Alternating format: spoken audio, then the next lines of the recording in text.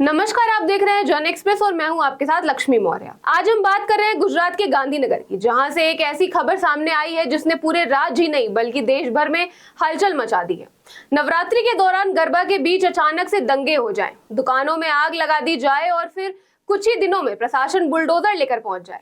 ये सब किसी फिल्म की कहानी जैसी लगती है, लेकिन ये हकीकत है बयाल गांव की, जो गांधीनगर से सिर्फ 38 किलोमीटर दूर है। 24 सितंबर की रात को यहाँ गरबे का कार्यक्रम चल रहा था। माहौल भक्तिमय था, लेकिन एक सोशल मीडिया पोस्ट ने माहौल को बारूद में बदल दिया। बताया जा रहा है कि किसी युवक ने आई लव मोहम्मद जैसे पोस्ट पर कमेंट किया, जो कुछ लोगों को इतना बुरा लग गया कि बयाल गांव में एक खास समुदाय की भीड़ इकट्ठा हो गई और दुकानों, गाड़ियों और पुलिस पर हमला कर दिया।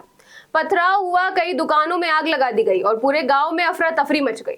इस हिंसा में करीब 200 लोग शामिल थे, जिनमें से 60 से ज्यादा गिरफ्तारियां हो चुकी हैं और 43 लोगों के खिलाफ एफआईआर दर्ज हो गई है।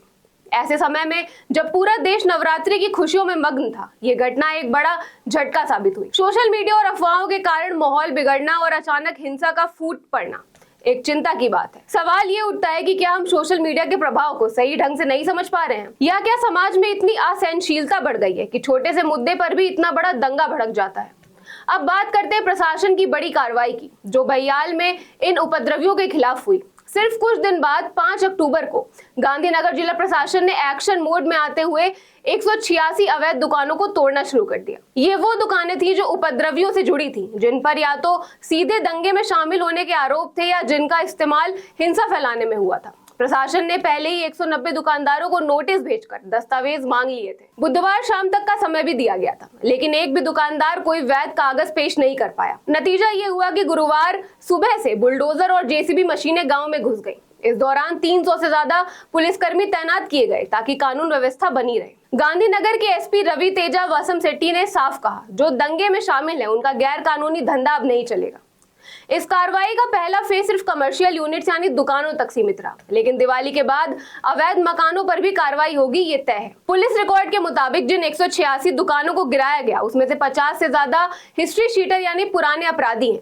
इससे ये तो साफ है कि प्रशासन सिर्फ दिखावे के लिए नहीं बल्कि सुनियोजित तरीके से अपराधियों के नेटवर्क को तोड़ना चाहता है।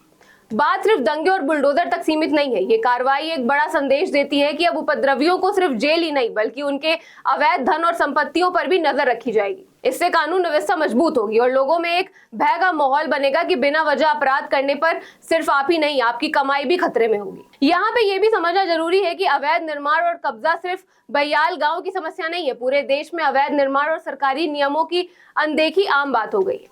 लेकिन जब हिंसा जैसी घटनाएं होती हैं तो प्रशासन को कड़ा रुख अपनाना पड़ता है। ऐसी कार्रवाई से यह भी उम्मीद की जा सकती है कि भविष्य में लोग कानून का उल्लंघन करने से पहले सोचेंगे। अंत में बयाल की घटना हमें यह भी सिखाती है कि सोशल मीडिया का सही इस्तेमाल करना जरूरी है। बिना सोचे समझे या बिना सही जानकारी के किए गए एक पोस्ट से कितना बड़ा नुकसान हो सकता है। हमें अपनी जिम्मेदारी समझते हुए सोशल मीडिया पर ऐसी चीजें शेयर करनी चाहिए जो समाज को जोड़े, ना कि तोड़े। तो अगली बार अगर कोई दंगा करने की सोच रहा है तो सोच ले, अब सिर्फ जेल नहीं, दुकानें भी जाएंगी, घर भी जाएगा और प्रशासन का बुलडोजर बिना ब्रेक के चलेगा। आप देखते रहिए जन एक्सप्रेस, क्योंकि हर मुद्दा मायने रखता है। धन्यवाद।